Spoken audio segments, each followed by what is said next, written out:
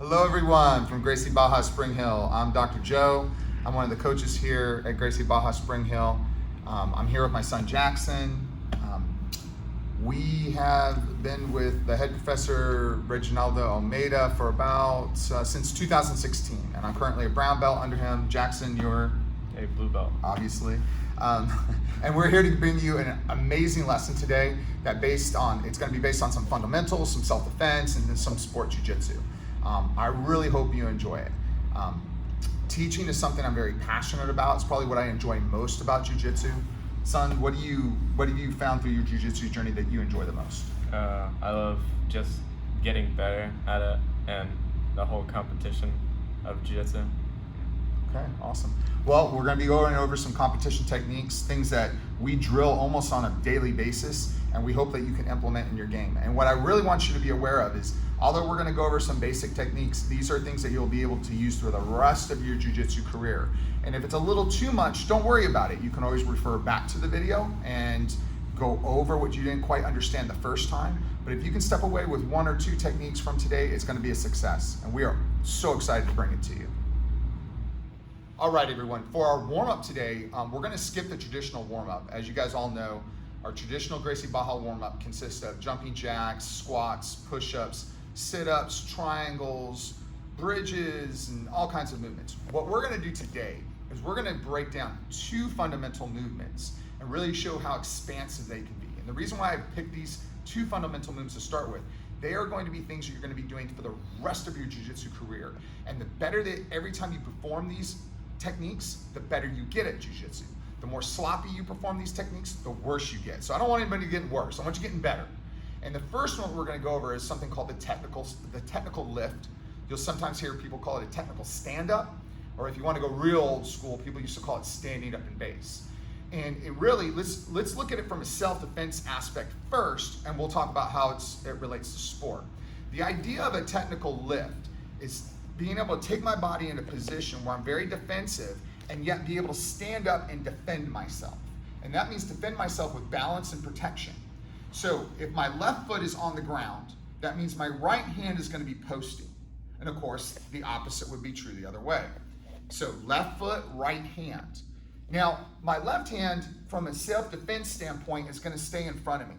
I like to bring my elbow to my knee and keep my hand here in front of my head so I could cover if I need to, and I have a nice shield, a nice wall that's put up. From here, I can kick my opponent if they come at me, and I can still move around if I need to. I'm going to lift my leg off the ground, and this is the part people tend to miss. As I lift, my chest is actually going to pivot to the ground. My head is going to stay up. So let's look at that again. Protection, here, post, left, post, right. Lift, turn, stand. And if you notice, I'm standing almost in a triangle. Look at that triangle that I formed. Lift, up, chest pivots down, and I come up. All right. So that's the full technical lift. And for us to warm up, we stay on our backside, shift to the right. 1, 2, 3, and keep going until you do 20. And that would be the full warm-up for a technical lift. But let's take it a step further. That's the full technical lift. We also have variations. And really, there's 2 variations. 3 total, 2 more. The next is what we call a 3/4 lift. Same position, left foot down, right hand down. But this time, I'm going to do the technical lift to where my knee is now my base. Now, why is this technique so important? Jackson, come on over.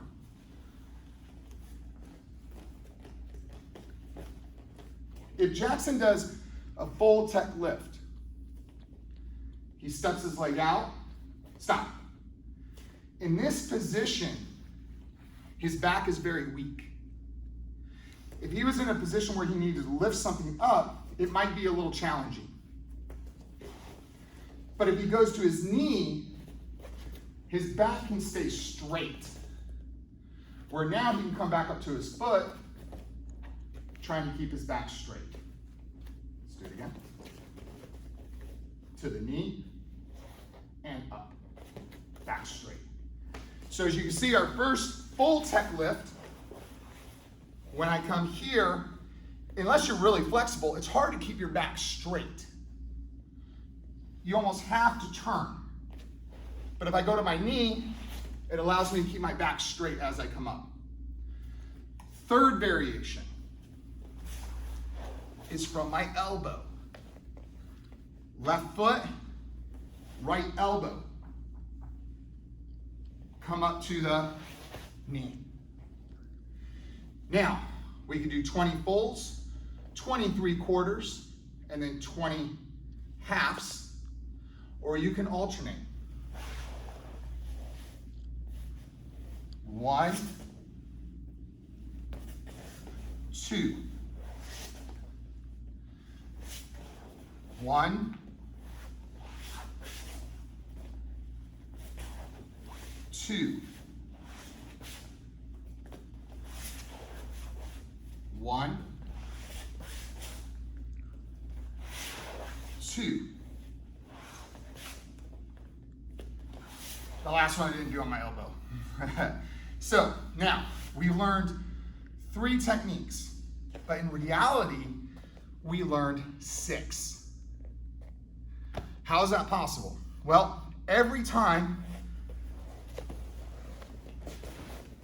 Jackson does any one of the 3 technical lifts and he sits back down, he just did a reverse technical lift. Did you see that? Technical lift, reverse technical lift. Now, how does that come into play?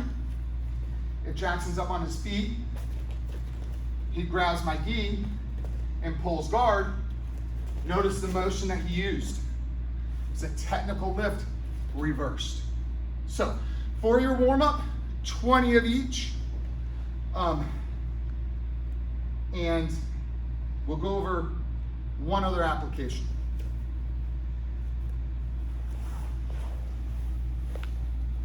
If you have a partner at home and you know this technique, Jackson's going to stand up on his feet. I'm going to go ahead and do it. A double ankle grab, and I'm going to release my guard. Before Jackson lands, he's going to land on one side. He's going to keep, let's go this way. He lands on one side. He's going to keep his hand on my belt. As I start to come up, look what he does. Technical lift out. So after your 20 of your full, 3/4, and half, if you have a partner, at least 10 of these. Come back, break, fall to one side, technical lift up. Come back in, back up, break, fall to one side, technical lift back up. All right, guys. All right, warm-up number 2 has to do with our bridge.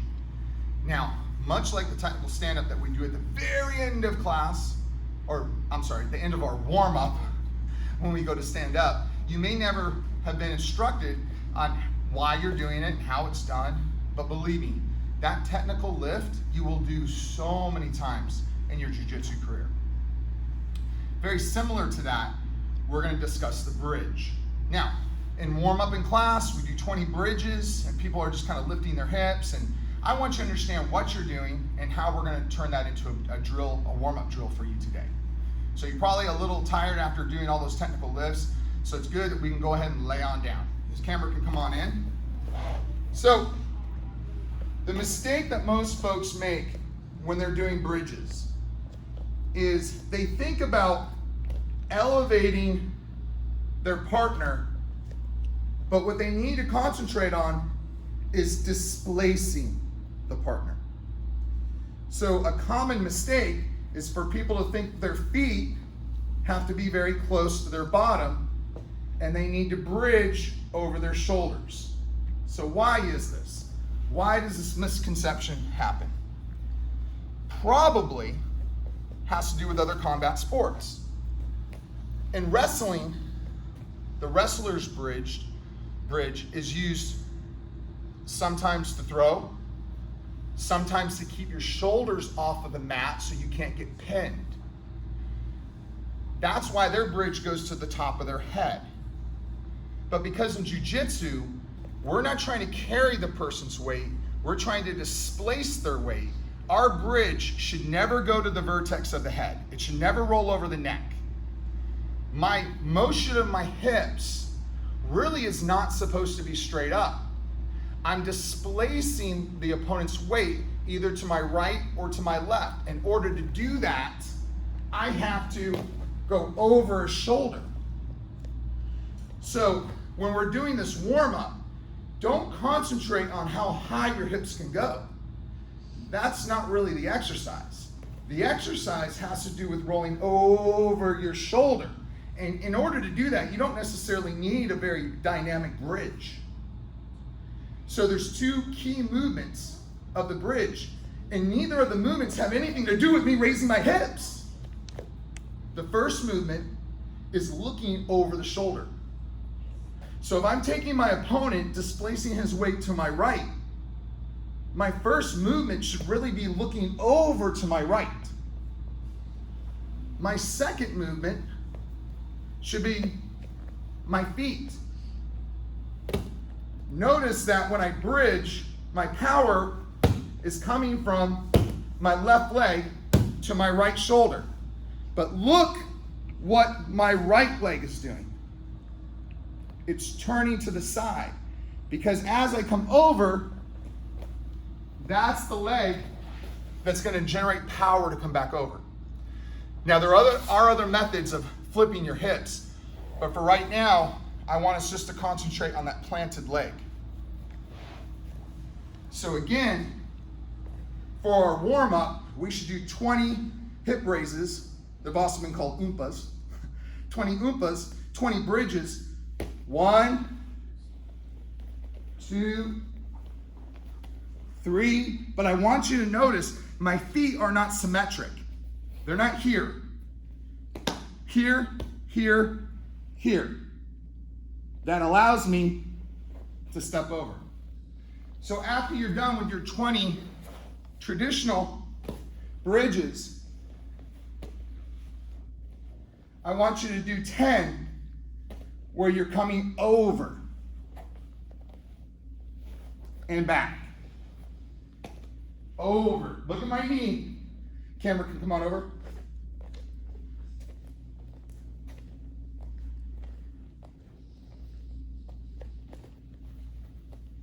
And back. 20 traditional, 10 full. Get a drink of water, and we're going to move on to our self-defense. As we took our warm-up from the technical lift and showed you how we can actually do that in a sports situation from the double ankle picks when you fall backwards, we're going to take the bridging warm-up that we just got done doing, and we're going to apply it to a self-defense technique. And the nice part about the self-defense technique, it really transverses everything. It's a self-defense technique. It must be known if you're at all interested in mixed martial arts, and it's a cornerstone of a lot of escapes in Brazilian Jiu-Jitsu, and that is the mount position. We're going to break down the mount position, explain to you why it's so important to hold certain very specific techniques within it, and how to execute a bridge that can save your life and get you to a better position. So we're going to have Jackson lay down, and then we're going to examine something as far as his posture in the mount. Now, first of all, I want to make it clear, 100% clear. If you get caught, you might need to bring the camera over here. If you get caught here, you messed up a long time ago. You did something really bad to get in this position. Maybe you got caught by surprise, maybe you got overpowered, but this is a terrible position. Let's break it down so you understand why this is so bad from a self-defense aspect. Unfortunately, if Jackson tries to punch me, not only does he not have gravity on his side, he has a wall behind him which does not allow him to generate any kinetic energy into his punches. I'm in control of his hips. So really the only power he's going to get is from the shoulder up, almost like a bench press. I, on the other hand, have gravity on my side.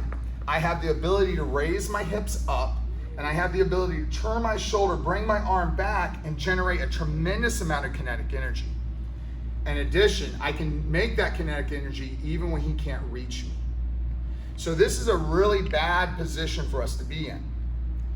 But we do have some ability to escape as long as Jackson keeps me on his hips. His hips are the one asset that he has right now with a limited amount of control over me. So we always talk about either prayer position or we say T-Rex, or little tiny arms with the elbows in. The idea of doing that is that you keep your opponent on the hips, because what we don't want to happen, the near end game, is if I can get underneath his elbows, and let me show you why. If I'm on Jackson's hips and he bridges, if he gives me an oompa, he oompas me hard enough, I have to have something to break myself from planting my face on the ground. He has some ability to do that. So if I throw a punch and as my arm comes back, if he bridges, I've got a decision. Like I could throw the punch and land on my head, or I could stop punching and I can break my fall with posted hands. So as the arms come back and he bridges up, it gives him a moment to save himself. If I'm on his chest, he can oompa bridge all he wants. Go ahead. And it has little effect on me. So then you can get struck away here, and that's just a really bad situation. So it is imperative, vital, life-saving that you start to develop the habit of always keeping your elbows in. And my joke to my kids are they're not allowed to go to sleep with their elbows not against their ribs. It's just a way that you need to live. This, you're dead. This, you have a chance at living. Okay? So as Jackson has his elbows in, his head off of the mat and hands next to his face to protect himself, he at least has a moment where he can bridge me. And he knows predicted movement. It's predicted movement that as he bridge, I'm going to have to brace myself. So he's going to be ready to capture one of those arms. Now, how you capture it, there's a few different ways. Some people like to put their hands together and he'll shoot up like he has a question and do a wizard on the arm. Let's do that on the other side. Shoot up and around. Now, if you're working at home with a partner and you do that method, so oompa, capture, the person on top, camera, come on in real quick. Make sure that the person on top turns their hand. I can't see that. Let's do it again. Don't leave your hand like this. Turn the hand. Because as Jackson rolls my arm, I'm going to wrist lock myself. So make sure you have your palm on their shoulder.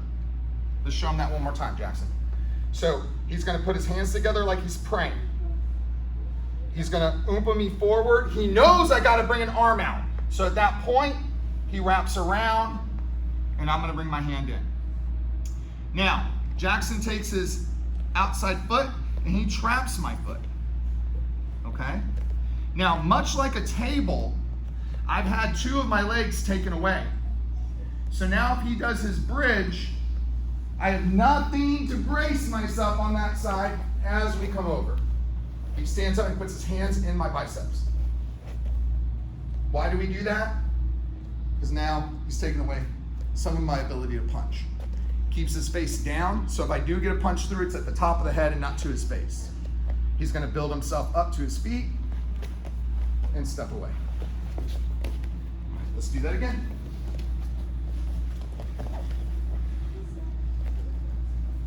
Somehow, some way, I don't know how it happened, you found yourself in a terrible position. You found yourself mounted. Not good. You're gonna bridge, and you know with a good bridge, by keeping me down, I'm gonna have to either put my head on the mat or I gotta put a hand on the mat. So as we do it, Jackson captures an arm immediately. He captures a leg. He bridges, like I showed you guys earlier, to the corner, comes up and blocks by putting his hands on my biceps. Immediately stands up and makes space and gets away.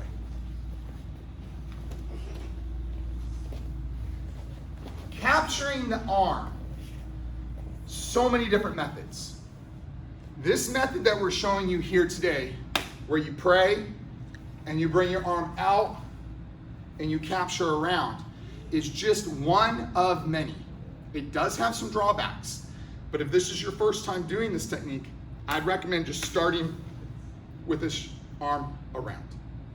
All right, play with that. If you don't have a partner to do this with, just go through the motions just like if you had an invisible partner with you.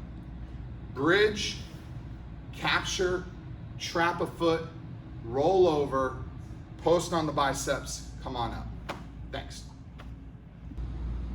Okay, everyone, now we're gonna move on to our sport jiu-jitsu techniques. And today we're gonna talk a little bit about passing and the importance of passing in Brazilian jiu-jitsu.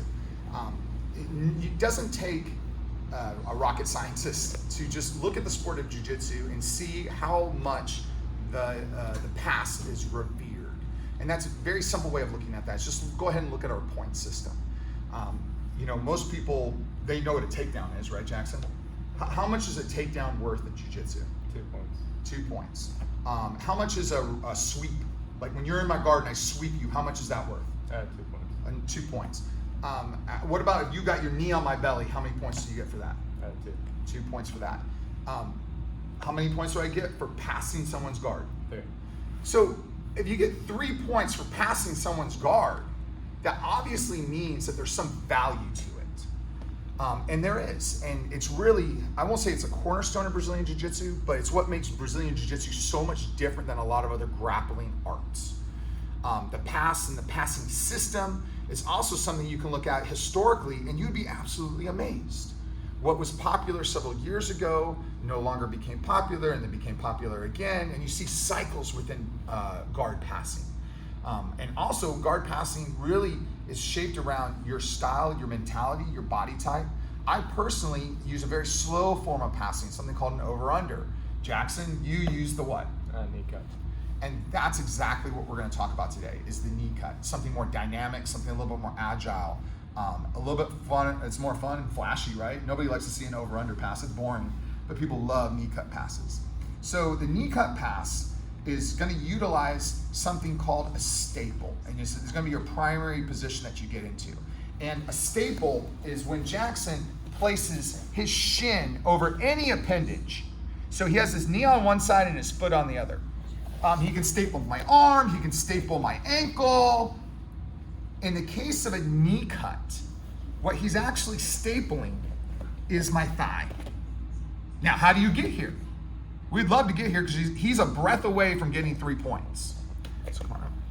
So in order to pass with a knee cut, what do you have to make me do? Get on the side.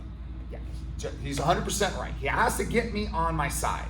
Now, can he do that just by asking me?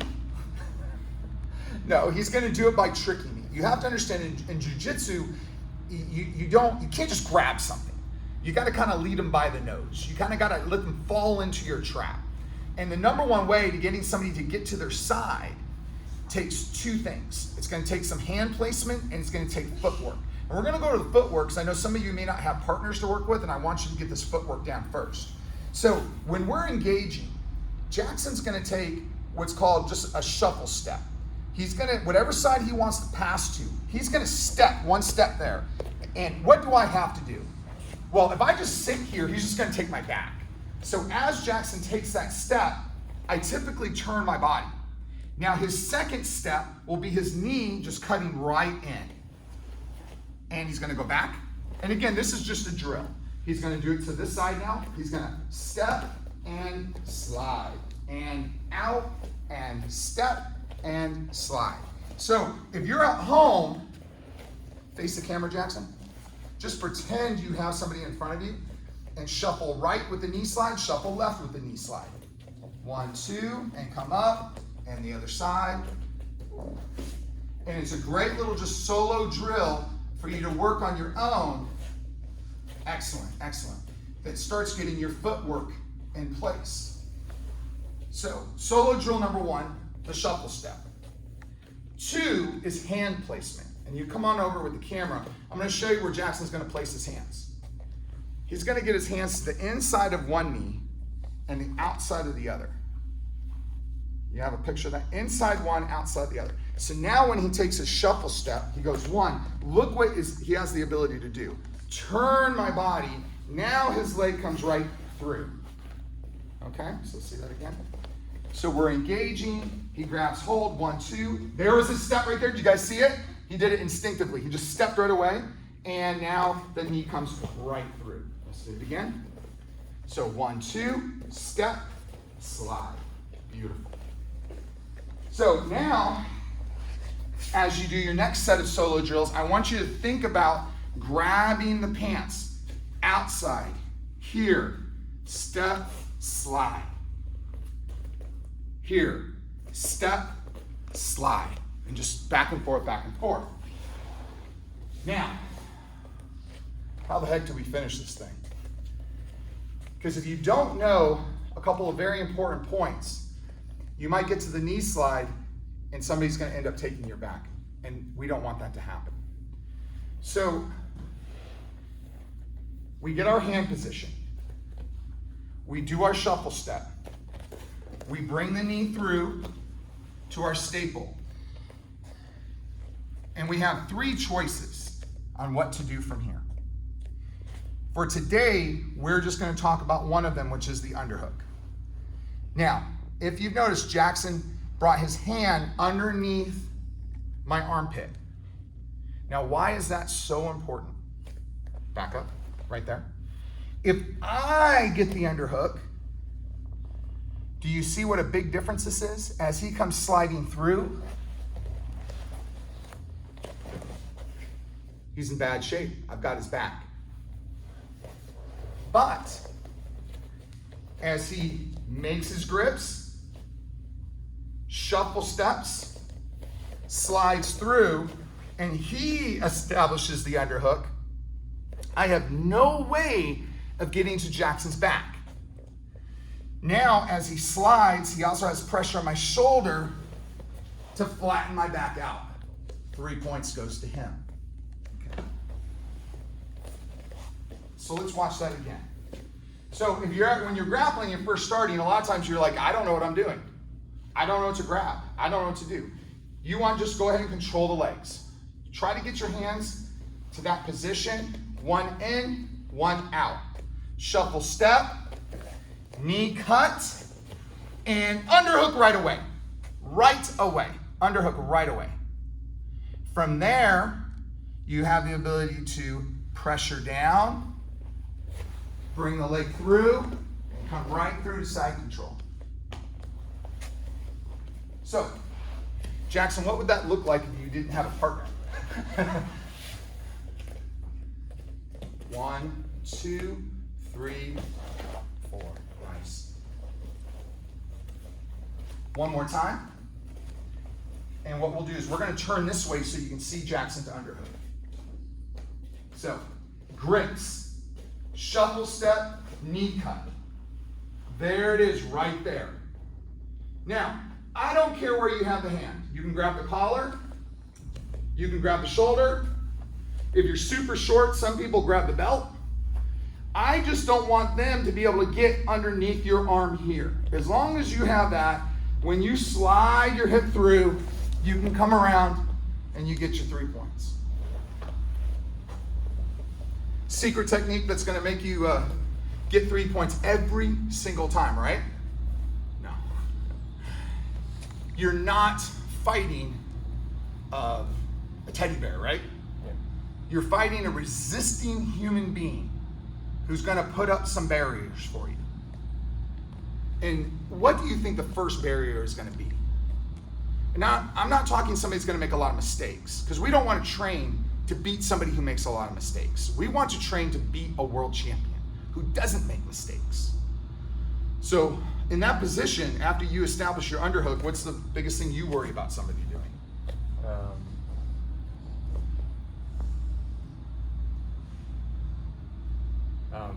The reestablishing this. By? Well, I worry about them reestablishing an underhook. Yeah. So you're here, and I come here, you have got to reassess what you're doing. Because if you continue with the knee cut, what am I going to get? The back. I'm going to get your back. So how would you deal with this from here? So I would post on the neck, and then I would make space and get the elbow under to reestablish the underhook. Oh, nice. Okay. So let's see that again. So you did the knee cut. Let's say you got the underhook, and I came here, and then I reestablished the underhook. So what are you doing again? So this point of the forearm here, Okay. on his neck, All your weight into it, right? Yeah, everything you got. Good. and then it bring the elbow here in to the crook of the arm, and then reestablish the underhook. Okay. I think that Jackson did something that is a key detail. When you're regaining the underhook, can you show me how you do that again? So, Here, and then I'm not putting my arm in why not? because you're not gonna be able to. You're not strong enough to do that, so you're gonna need to get space into that. Like that. Okay, yeah, you're 100% right. So if you try to reestablish the underhook by putting your hand in, what I found happens is that, go ahead and do it. You make so much space that and we just keep going again. Do it again. Hand, again. And we just get into this fight here. It's an endless fight. But if Jackson decides to use his elbow, now it's so darn deep that I can't reestablish that underhook. And now I'm in big issues right now, because I can't take the back. He's coming up. He's escaping my guard. He's sliding out. And now look what he took my post. This is terrible. Absolutely terrible. So you don't let them get the underhook. Please don't let them get the underhook. But realize if they get the underhook, your next move is to post on the neck, elbow, and I always say, teacher, I got a question, and you drive that elbow down and you reach for the back. That's an excellent job. All right, everybody. Thank you so much. We really appreciate you watching us and working alongside us, doing our technical lift warm-up, moving on to our bridging and all the details with that. We did our self-defense from mount and all the little details with it, and then of course the knee cut, and of course the counter to the underhook. So it's a lot of stuff and a lot of details that we don't expect you to have all down. But like I said, always say, if you can walk away with 2 or 3 techniques, that's a real successful workout. We want to close with recommending a book. And I know the age range that we're looking at is anywhere from 13 to 18 years old. And so there's a lot of variation within that age range. But I can tell you there's a simple book that spans whether you're 13 or whether you're 83. That is a phenomenal book to have. That's not a hard read. It's a relatively quick read with sections in it that you can dip into at any time and really get a vast amount of knowledge and help improve you as a person and ultimately your jiu-jitsu too. And that is Discipline Equals Freedom, the Field Manual by Jocko Willink. Jocko Willink, that's right. He's a retired Navy SEAL, Brazilian Jiu-Jitsu black belt, entrepreneur, podcaster, and just all around bad dude. His work ethic is unbelievable. The techniques that he talks about in this book, whether it's from a nutritional standpoint, working out, or just your mentality, is something that every jiu-jitsu fighter should have in their library. You have your own copy, right, Jackson? And again, it's not something you have to read cover to cover, but you can open up this book to almost any section and get an amazing insight on the mentality it takes to be a champion. It goes through thoughts, That's your mentality, actions, things to do, feeding the machine, injury prevention and recovery. And it even has a section on workouts. So you can pick up a beginner, intermediate, or advanced workout from Jocko and just follow that. Or what we do is we customize it to whatever we're trying to do. And I think this would be an invaluable resource to have in your library. And with that, you got anything to add, buddy? Okay.